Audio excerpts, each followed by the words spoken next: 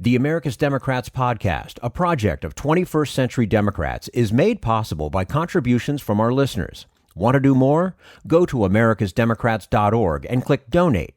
And thank you for allowing us to be your voice. And if you enjoy the show, please share it with your friends on Facebook and Twitter, and leave us a review on your favorite podcast app.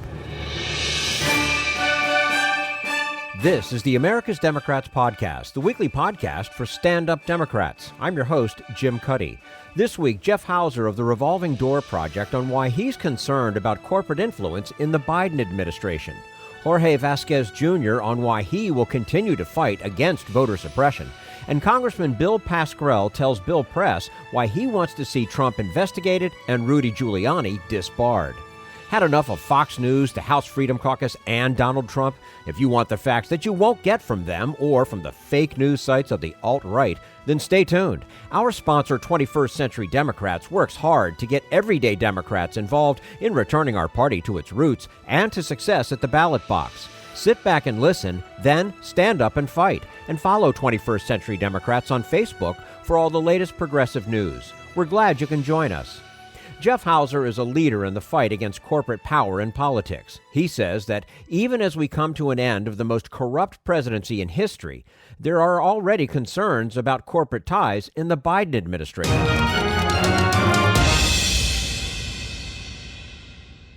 And we say hello to Jeff Hauser, founder and director of the Revolving Door Project, which scrutinizes executive branch appointees to ensure they use their office to serve the broad public interest. Jeff Hauser, thanks so much for joining us on the America's Democrats podcast. It's my pleasure. Thanks for having me. Our pleasure to have you with us. A recent post on your website states that Trump is the most corrupt and dangerous president in our history. What do you see as some of his most corrupt actions, and what makes them dangerous? Well, it seems like his foreign policy and likely much of his domestic policy has been driven by his personal financial needs and those of his family. Normally, a president in America goes to visit a democracy as their first visit abroad. It's typically to Canada. It could potentially be to Mexico as democracies and neighbors. Donald Trump's was to Saudi Arabia. You might recall the image of Donald Trump laying his hands on an orb in conjunction with members of the Saudi royal family. What you may not have remembered is that Blackstone, the large private equity firm, they were part of that trip, and the goal was to secure Saudi money for Blackstone. Blackstone helped then get Kushner out of debt. And has, had a lot of financial connections to Kushner and Trump in the years since. And so I think we've been running a foreign policy that is based off of the financial needs of the Trump family. You see that at times with China, the ups and downs, and you see it with whatever the relationship is that explains the fixation with hydroxychloroquine as a solution to COVID-19. It's hard to know exactly what is corrupt and what is just stupid. But I think a lot of it's corrupt. Mm-hmm. Yeah, I mean, every time he mentioned anything like hydroxychloroquine and things like that, you just figure he probably is somewhere invested in it, or somebody in the family is invested in whatever wacky thing he's talking about next. Your organization documented as much corruption as you could throughout the Trump presidency. How did you keep up with it, and how much do you think you might have missed? Oh, I mean, just to start with the second question first, we missed a lot. We are going to still be learning more for years, maybe decades to come. There was not a lot of effective oversight that dug deep into the Trump administration. There was some great journalism, and part of what we did is find great journalism. Some journalism we helped encourage along the way. House Democrats were a little bit trepidatious about use of the subpoena. And when they did intermittently use subpoenas, they were often obstructed by courts in ways that were deeply problematic. And so the result is there's more that we don't know than I think we do know about what's going on. And I think that's why it's so important to continue to do oversight and for the Biden administration to not merely look forward. But I don't think we can really truly look forward until we understand what got us to this place, why the government is as broken as I believe it is right now. And I think we need to do a full accounting and hold the right people accountable for any misdeeds that occurred. You mentioned incoming President Biden. How should a Biden administration deal with that level of corruption that took place in the Trump administration? I mean, can Biden get on with the business of governing without taking some kind of action in response to what happened over the past 4 years? He's kind of indicated he doesn't want to go down that road. Yeah, there's a conventional wisdom in Washington, D.C., that it is a sign of a dysfunctional government to hold any sort of legal action, take any sort of legal action against a predecessor. To my mind, what really signals dysfunction is rampant criminality in government.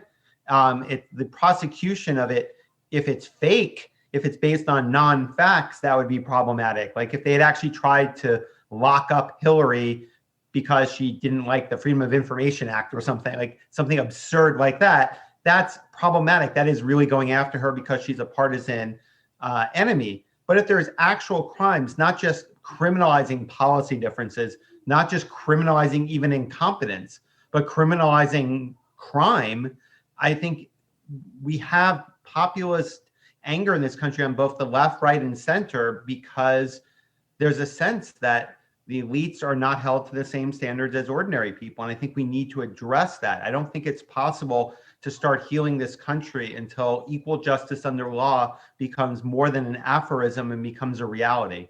Mm-hmm. We're speaking with Jeff Hauser, founder and director of the Revolving Door Project, which scrutinizes executive branch appointees to ensure they use their office to serve the broad public interest. I mention that again right now because your work, Jeff, it doesn't stop because Trump is gone. You're now turning your attention to the incoming Biden administration. And already you have concerns. Tell us about the appointment of Jessica Hertz to Biden's transition team. Yeah. And so basically, there are two schools of thoughts on how to assess somebody like Jessica Hertz. I believe what the Biden team sees when they see Jessica Hertz is their former colleague in the vice president's office, where she was deputy counsel and is by all accounts a very smart, accomplished attorney.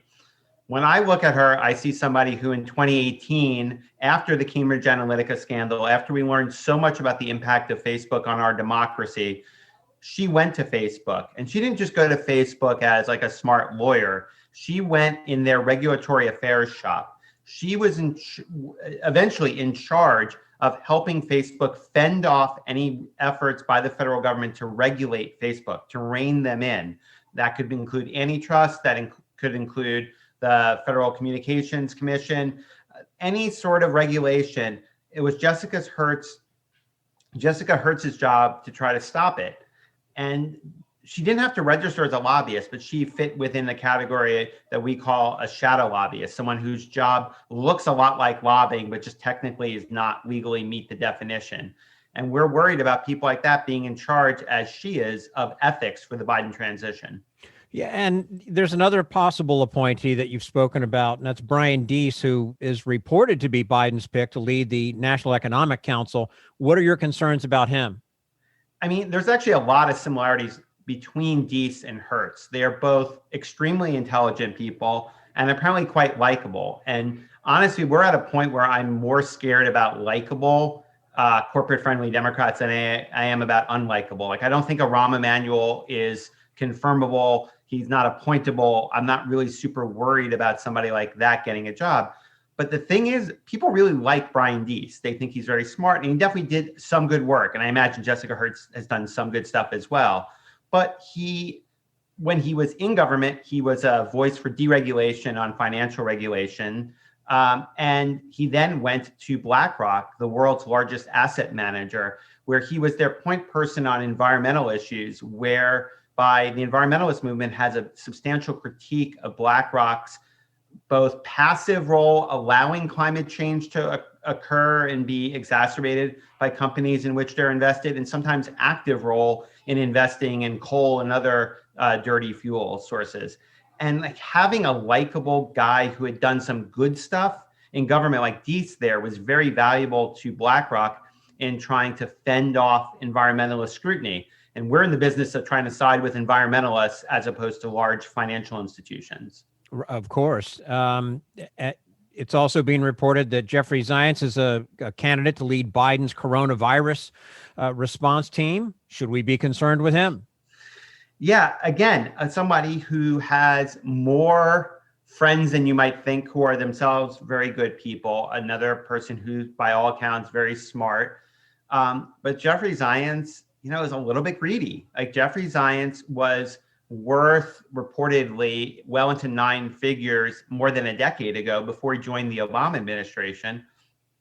And after he left the Obama administration, he co-founded a kind of Berkshire Hathaway, that is Warren Buffett's firm style investment entity. And one of their first big investments was in a medical anesthesia practice group. And what that basically means is these firms, private equity or private equity-like, roll up and purchase all the anesthesia practice groups in an area. So they have a monopoly. And then they often engage in what's surprise medical billing. And what that means is you go into a hospital where it's in your insurance system and you think it's going to be covered. But anesthesia is necessary because you're going to have like an orthopedic operation done, or you're pregnant and you get some anesthesia. And it turns out the anesthesiologist doesn't work for that hospital. They work for one of these practice groups, and you're out of system all of a sudden. You're out of your insurance. And all of a sudden you have a $6,000 bill or something like that. And this has occurred under his watch. And it's a notorious field, these roll-ups. Like we want to make anesthesiologists like just random doctors again. We don't want to create these like market forces where they can engage in shady billing practices and the like. If you go to a hospital and you have insurance, the anesthesia should be included within that insurance. And it's just worrisome. I mean, this guy might be in charge of the COVID-19 response. And what sort of deals is he going to be okay with occurring in the distribution of the vaccine and treatments for people with COVID-19? What are his sensibilities? And are they really the sensibilities that Joe Biden ran on? For years, the Democratic Party has been the party of the working class and that sort of thing. But in very recent years, there's been all this talk about how it's become the party of the elitist. And it sounds to me like, and I'm wondering if you agree, that when you have people like this in your administration, that lends to taking on that title of being the people or the government of elitists. Yeah, there's definitely a premium placed on doing really well in school. And all the people described have extremely strong academic credentials. And I don't think we should go to the opposite, like Trumpist extreme of attacking people for having done well in school. But we should not disparage people and accept that like it could turn out that the smartest or wisest person did not do especially well in school, did not get to go to college, et cetera. We should value people like that. And we should not give an automatic pass to people just because they have a certain type of intelligence and assume that they have the best judgment. A lot of smart people make a lot of big mistakes. Long-term capital management was a hedge fund in the 1990s that went belly up despite Nobel Prize winning economists having formed the company. So super bright people can make super dumb mistakes. And we shouldn't just be so wowed by the academic pedigree of a Brian Deese that we allow him to run everything questions unasked. Yeah, very well put. Your organization is one of many who signed a letter to the president-elect urging him not to, quote, nominate or hire corporate executives, lobbyists, and prominent corporate consultants, close quote. What is your sense right now, Jeff, of Joe Biden's willingness to commit to such a goal? He's definitely not going all of the way, but I do want to not be too negative, and I want to offer people some sense of what the upside that I see is, which is in the past, you took somebody like Robert Rubin. They created the National Economic Council initially under Bill Clinton to give a senior job to Robert Rubin, who had never worked in the federal government before. They did that. He was the Goldman Sachs genius CEO, another person who had gone to Yale Law, just like Brian Deese and many others, but also my wife. So I'm not trying to disparage the institution. And they created this job for Robert Rubin, and he went in sight unseen to that position and then very quickly became Treasury Secretary. And that was an accepted trajectory. And Hank Paulson was George W. Bush's Treasury Secretary. And we just had a lot of people whose pedigrees were business, who are taken seriously on the basis of business experience alone, given big jobs. Now it's kind of a situation where if you want Wall Street influence, you have to hire somebody who's already well liked in DC, who rose to prominence because of their work in government or public service, somebody like a Jessica Hertz or a Brian Deese. And that's generally speaking who is getting the biggest jobs. And like Zients kind of got in under the rate, like the last person in, because he spent 8 full years in the Obama administration. And honestly, I have heard he's a pretty competent person. And so I do think it's becoming more disfavored under Biden. I don't think you're going to see a cabinet secretary go to anybody who lacks an extensive public service record. And I think that's going to be true of less prominent but equally important jobs across the executive branch. So I don't think we're going to hand over government to business directly, but I do think people with closer ties to business than I would like to see are going to get big jobs. Yeah. Do you think they've learned something, the Democrats, in that regard? I think slowly they are definitely paying attention. People like Brian Deese are making phone calls to every progressive with whom they've had positive interactions in the past. I think that they know they will be monitored closely. Brian Deese is 42. I don't think he hopes for this to be his final job in government. I think he knows progressives are paying attention. And I think his incentives are different and better than they would have been a dozen years ago. And that's all progress of a sort. It may not be progress as fast as we're pushing for, but I do want to acknowledge that it is progress. And obviously, Biden's vastly, vastly better than his immediate predecessor. I don't think you'll have anybody here disagreeing with that statement. Jeff Hauser, founder and director of the Revolving Door Project, joining us today on the America's Democrats podcast. Jeff, we appreciate your time with us. Would love to have you back again and talk about this some more as you look into the Biden presidency. That would be great. I had a great time. Thanks for having me. Thank you. And this is the America's Democrats podcast, the weekly podcast for stand-up Democrats.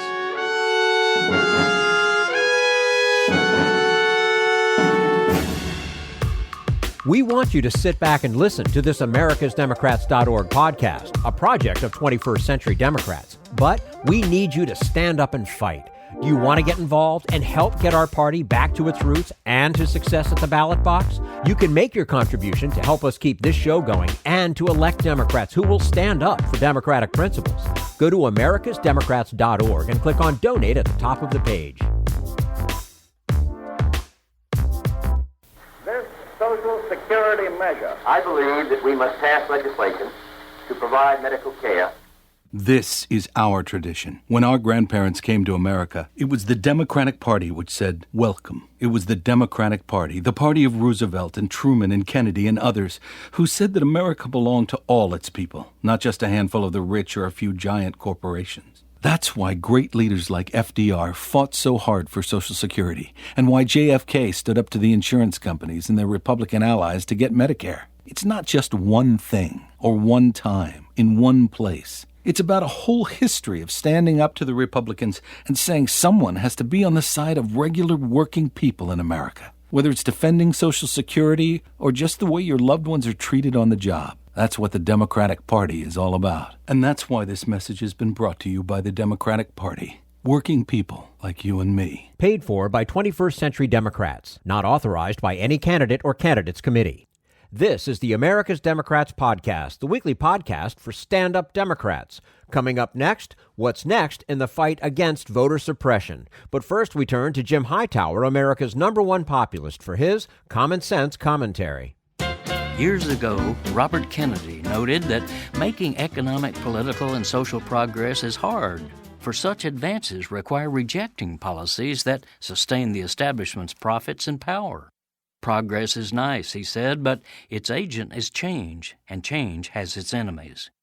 His recognition that gutsy, honest leadership is necessary to confront the wealthy interests and advance the common good is directly applicable to one of the most important cabinet appointees President-elect Joe Biden will make, Secretary of Agriculture. The media and all recent presidents have dismissed ag as a second-tier slot that essentially belongs to the giants of industrial agribusiness. This has enriched faraway corporate executives and absentee owners, but it's been disastrous for farm families, small-town residents, and rural vitality. While the national media and their own government look the other way, a broad multiracial diversity of millions of middle and low-income rural families face economic and social devastation. Not only are farmers being crushed by profiteering monopolies at all levels of ag, but the larger rural community is also being run over by massive polluters and pipeliners, low-wage factories, predatory retail chains, and other corporate extractors of rural wealth. The result is a countryside beset by a surge of farm foreclosures, joblessness, Main Street bankruptcies, creeping poverty, loss of health care services, weather calamities due to climate change, lack of broadband, outmigration of youth, COVID-19, suicides, and a host of other plagues. This is Jim Hightower saying it's time for change, and the place to begin is with the Secretary of Agriculture. The need here is so deep, widespread, and overdue that we the people must assert our grassroots voice. To learn more, go to ourrev.us/agsec. Need an antidote to the progressive blues? Want some good news about how grassroots folks are rebelling against the corporate powers and winning? Well, here's an easy-to-swallow pill for you, the Hightower Lowdown. Hightower's monthly newsletter will give you the lowdown, even as it lifts you up. It's 4 pages a month, jam-packed with facts you can use, actions you can take, and Jim's own Texas humor, all for only $15 a year. To become a lowdowner, go to hightowerlowdown.org.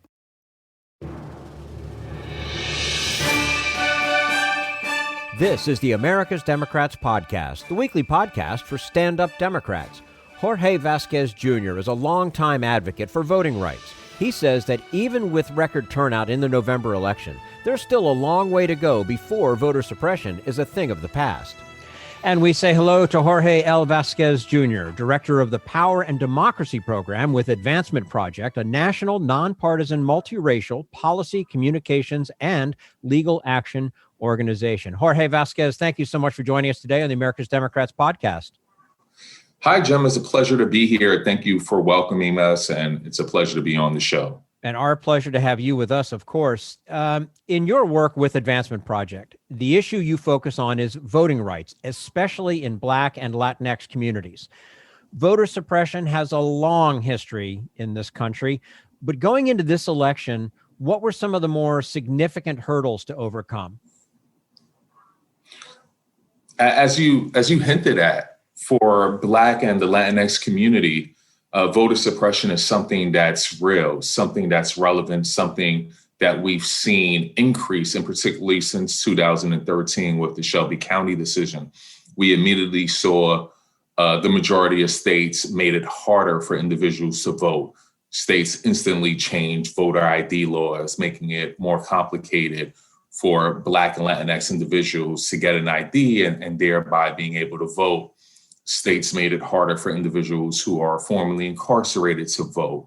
And as we know, historically and systemically, Black and Latinx voters are negatively impacted by the criminal justice system. So all of these things played a significant role. And then you have what no one is talking about, just the negative rhetoric and this anti-Blackness, this anti-Latinx, this anti-immigrant rhetoric, and this idea that if we scare everyone, if we cause confusion, then individuals will stay at home and won't feel comfortable, heightened by the fact that we're in a national pandemic because of COVID-19.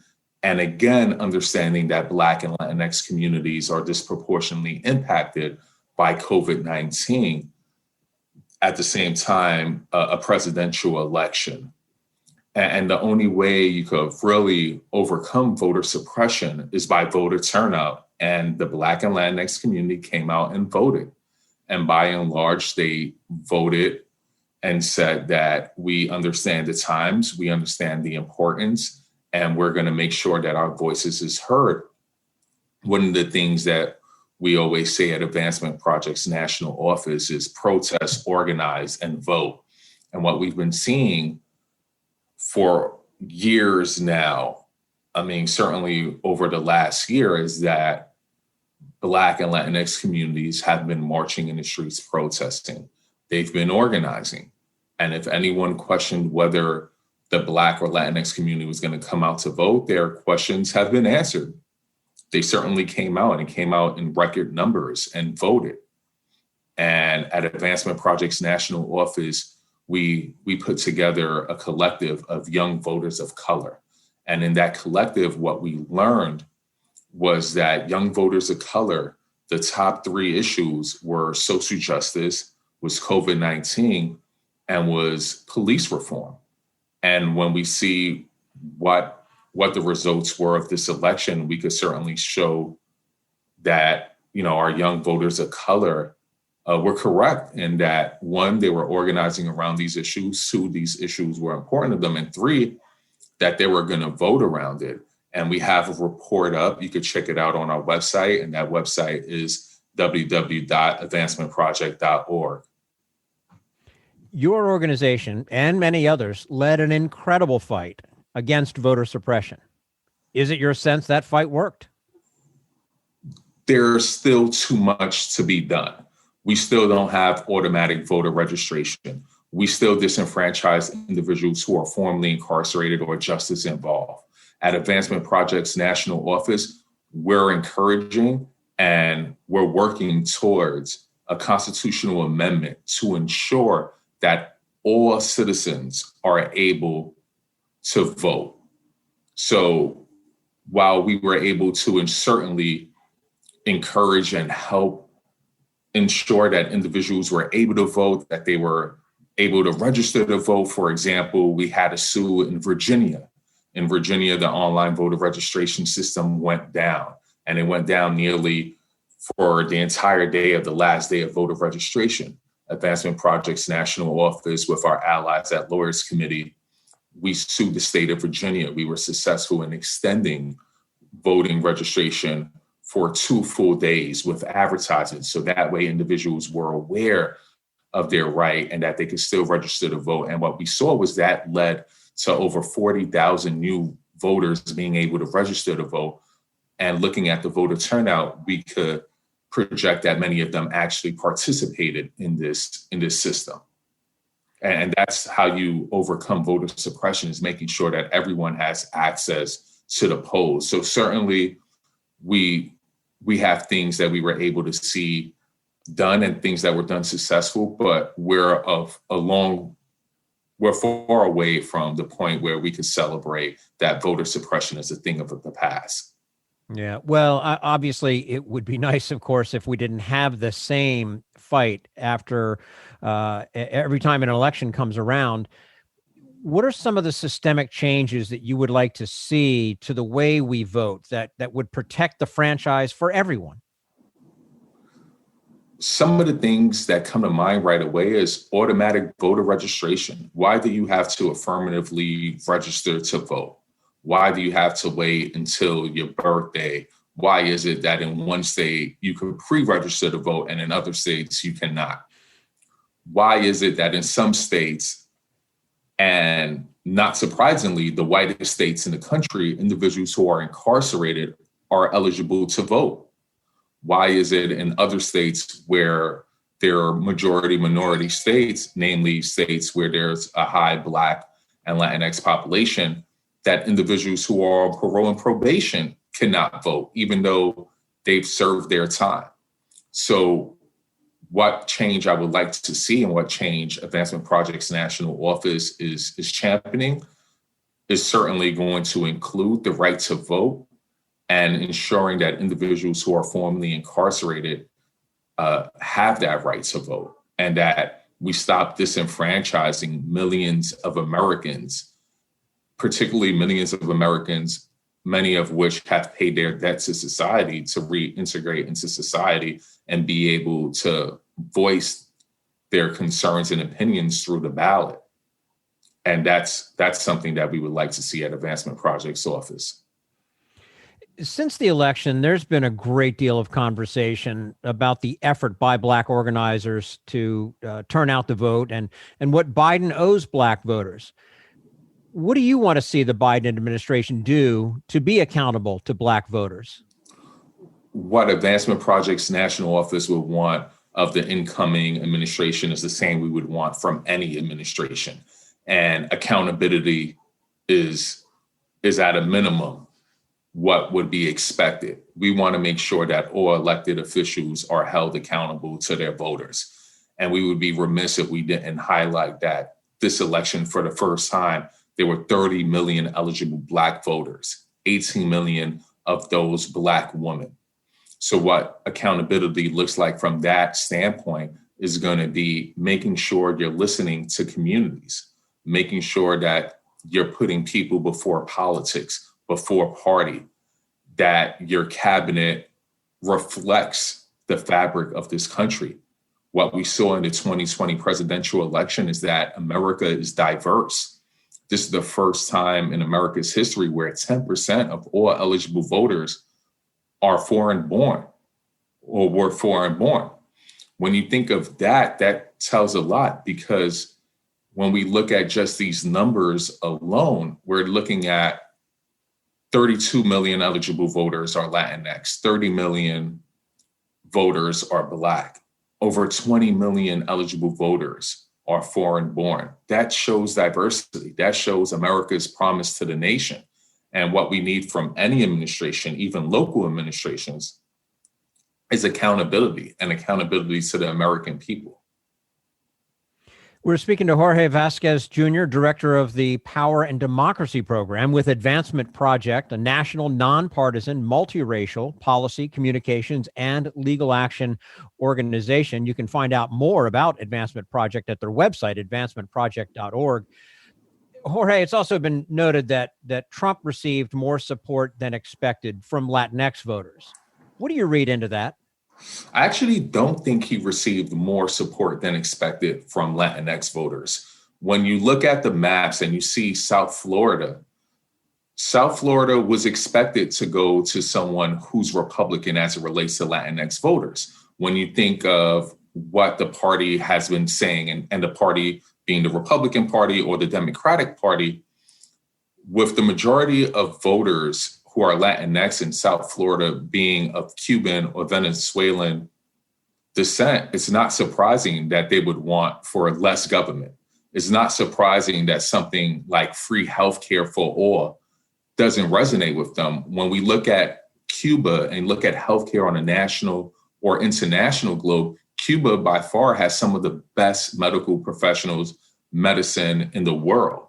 So when individuals leave a country that already has the best medicine, a country where they already have or had healthcare, and they associate healthcare with a certain kind of regime, then it's not surprising. But when we look at states like Arizona that largely went against Trump, that's more of a signifier.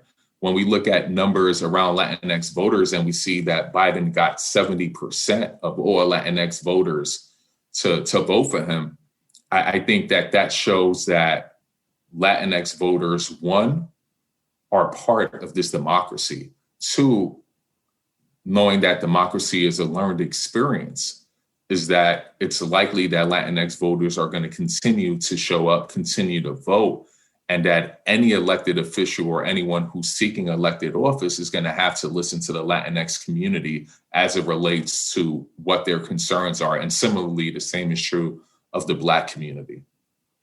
But, you know, when you look at that area, Miami, the Dade County, and that group of Latinx voters, and even along the Texas border and the Rio Grande Valley, where Trump did pretty well, what does the Biden administration need to do to win over a larger share of the Latinx community?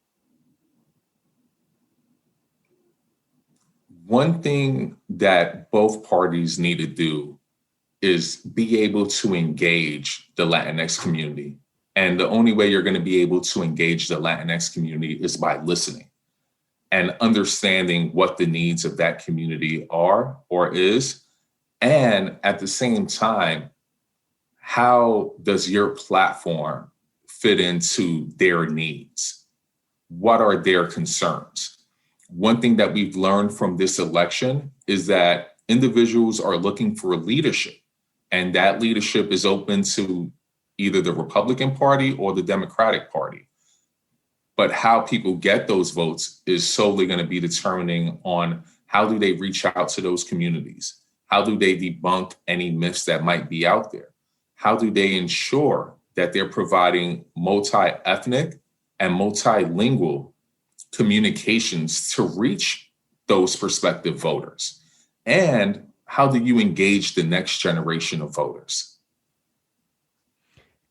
Lastly, at some point soon, we'll be hearing from the Supreme Court on whether it will allow Trump to exclude undocumented immigrants from the census. Can you imagine a time when this debate is over and undocumented immigrants will be counted without question, as they have been for 230 years or so? Certainly. And the reason why I believe that individuals who are undocumented or individuals who are not citizens will be counted for purposes of reapportionment, as hinted at by the decennial census, is the fact that America is so diverse. When you look and you think that in 2020, 10% of all eligible voters were foreign born. Certainly within the last 10 years, some of those individuals were classified as undocumented. Certainly some of those individuals were classified as individuals who are less than and shouldn't be counted.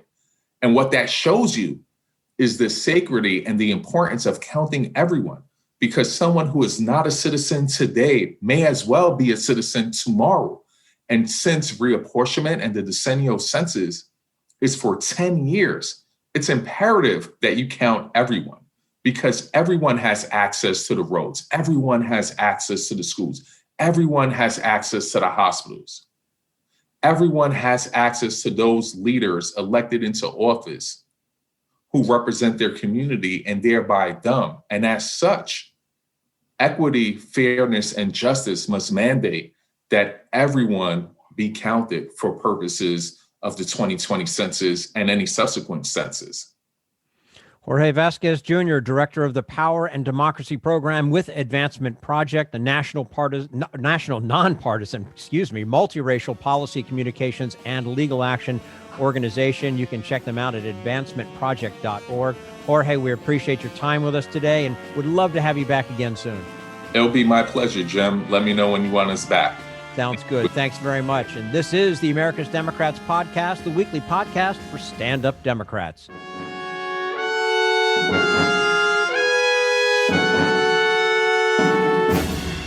We want you to sit back and listen, but we need you to stand up and fight.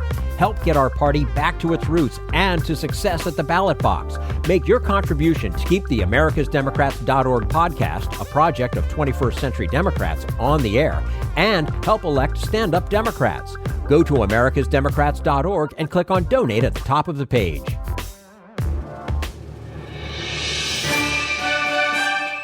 This is the America's Democrats podcast, the weekly podcast for stand-up Democrats. And now, can Trump be held responsible for crimes committed as president after he leaves office? And should he be? Bill Press with New Jersey Congressman Bill Pascrell.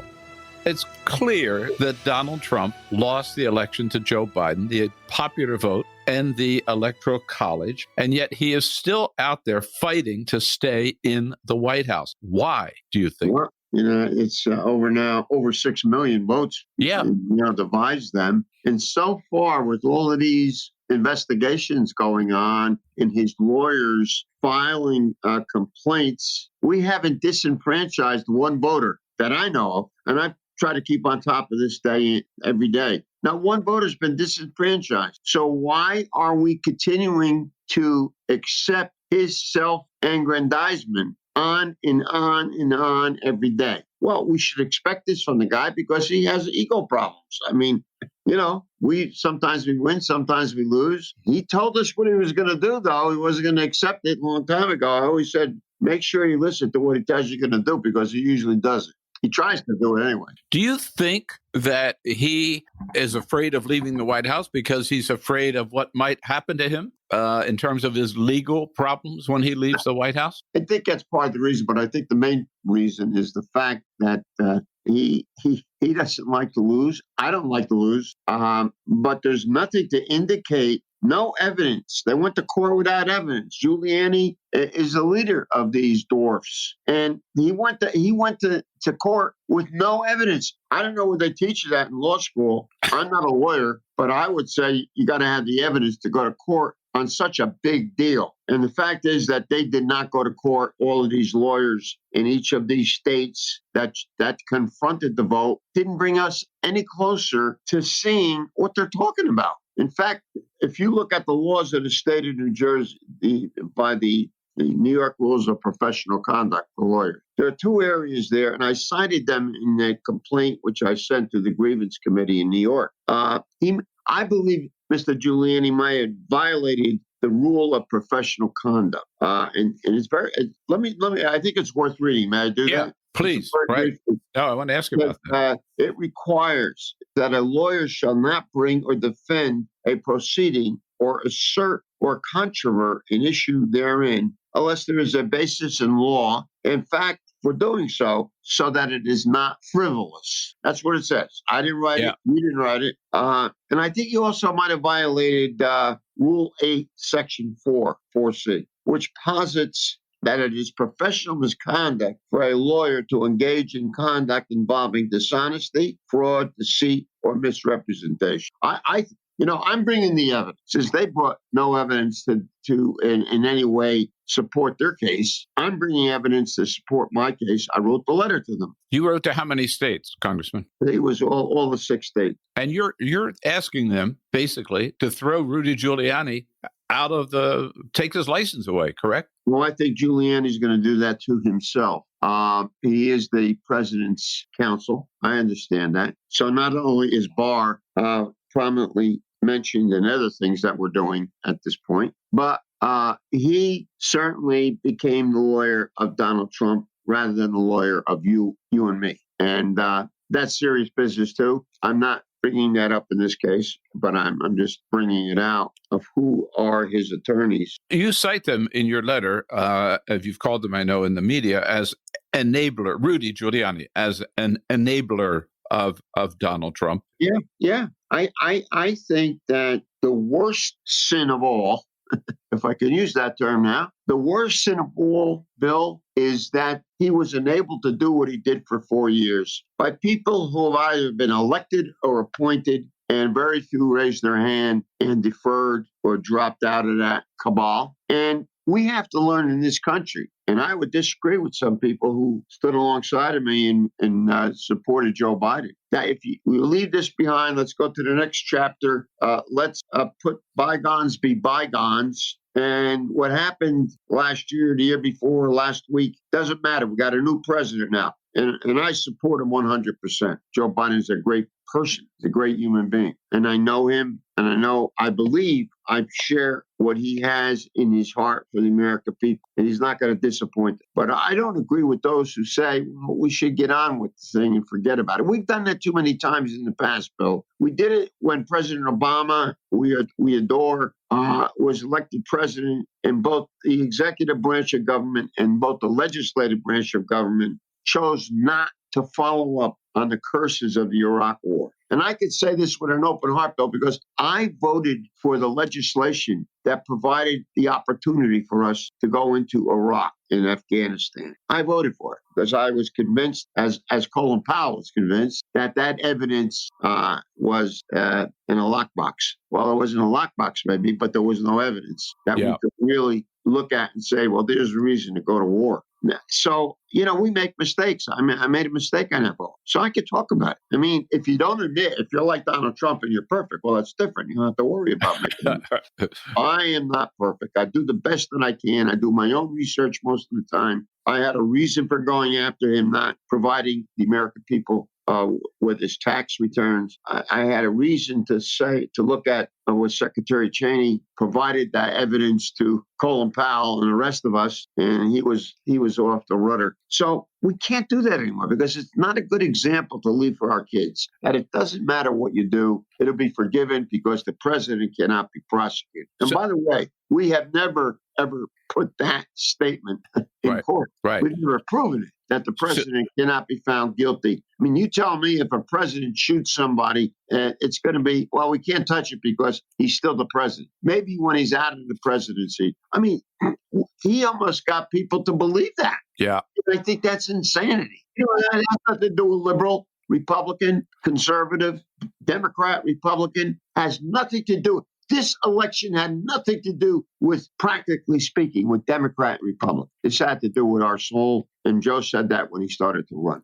I just want to be clear, Congressman. You believe that it's important that Donald Trump, once he's out of the White House, be investigated and prosecuted for crimes that he committed or laws that he broke while he was president of the United States. Yeah, that's what I believe. And I'll tell you one thing. I think the states have a better chance to do it than the national government because they've already started down the alley of putting evidence together. We've seen New York State. And I made a prediction on February the 19th, 2017, when just after he was sworn in. I made a prediction to the reporters after I started to go after his tax returns, in which I've stayed after for 4 years. Once, you know, if you start down the trail, then have enough guts and courage to stay with it, win or lose. Now, if you're afraid to make a mistake or lose, then you should stay out of the business. You don't belong here. We need to show some courage. The people put us into a position, they elected us so that we would be men or women, not to be lackeys. And all this business day in and day out,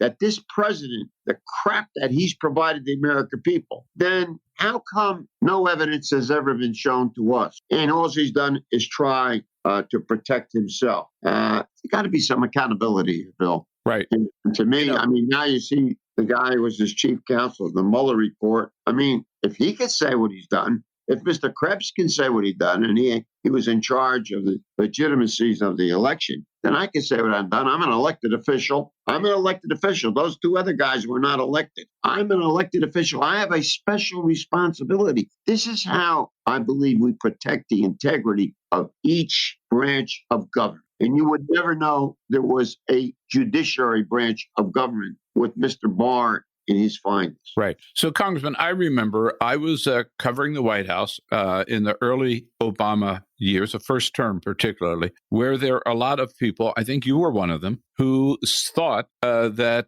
the Justice Department should go after Dick Cheney and George Bush for war crimes, basically, and for torture, for breaking the law. Yes. And at the time, you know, we raised that question at the White House, and what we were told was the president believes in looking forward, you know, not looking in the rearview mirror, moving forward. Do you have any reason to believe that Joe Biden will think differently when it comes to Donald Trump?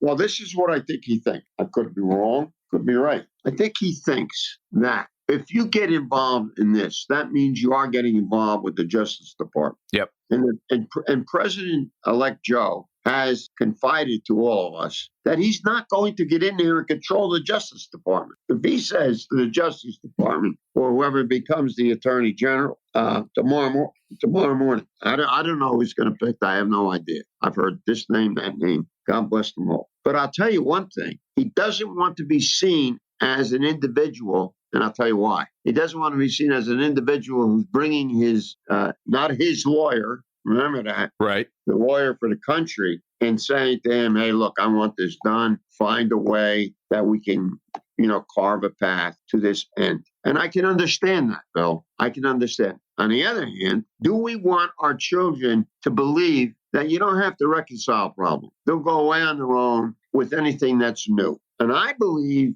that it'll only get worse the next time if you can think of it getting worse. It'll only get worse when people think that they're above the law. It's got to get worse, not better. So you may think it's out of the front pages, but the fact is that it's still going on. And I think we need to think about that very carefully, regardless of it. That's why I said this is not a Democratic issue per se or a Republican issue. This is an issue for all Americans. And I'm glad he ran that kind of a campaign. That's why he won by more than 6 million votes. That's why he got 306 electoral votes. And that is why He is seen. And another old guy like us. But the point of the matter is, that's not your age. It's not how loud or the names you can call the other person. It's your character. Gee, what do you know about that? And I'm very proud of what the forefathers did to write the Constitution. And I'm very glad with past political leaders that upheld the law. And when they didn't, you saw what happened in the Teapot Dome incident. Right. In 1924, it sullied 2 presidents, and it included Democrats as well, not just Republicans. They got a piece of the pie too, you know. So if Donald Trump skates, right, if he's allowed to break the law, which he has so many times, and gets away with it, do you think that would embolden future presidents to believe that they could basically operate above the law? Well, it will have emboldened Mr. Trump, that's for sure. Yep. If he decides to run for president again, or king, or dictator, or whatever he chooses, because he said he wasn't kidding 2 years ago, 3 years ago, when he suggested that he would like to go to be president forever, or he'd run for a second and a third term. Now, what does that tell you? I mean, this is not just a figment of his imagination. He really believes that he's president for life. I got news for you. I don't believe I'm exaggerating at all. And what he's done in the United States of America in these 4 years is to get people who are struggling with the truth, and we all are, and we want people to believe that their government can be trusted. Certainly their elections. What does that leave us with? And there's still people, even after these 30 some odd lawsuits that didn't go anyplace, they still believe that this is a fractured election and it was stolen from Donald Trump. Okay, we're still waiting 3 weeks later, rather. We're still waiting for the proof. I think we have every right to ask for the evidence and the proof, and not just a whim. And I'm very sad. I do not look at the supporters of Donald Trump as those folks who are less intelligent than anybody else. I believe that these are folks that fade in and fade out of politics and government. And he got them to listen. Mm-hmm. And I give him credit for that. And sometimes we believe that it's best to talk to ourselves. I never believe to talk to yourself. We got to get people to think this is a democracy of intellect. It's not a democracy of follow. And if we continue to do this, it'll only get worse. And we should not think that it's going to get better by itself.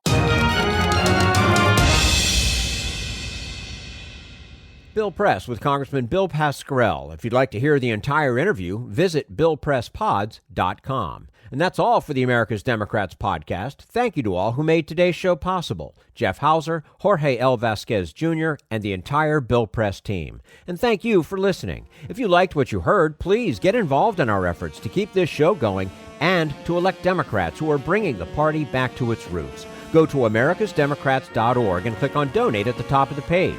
And be sure to find 21st Century Democrats on Facebook and Twitter, and leave us a review on your favorite podcast app.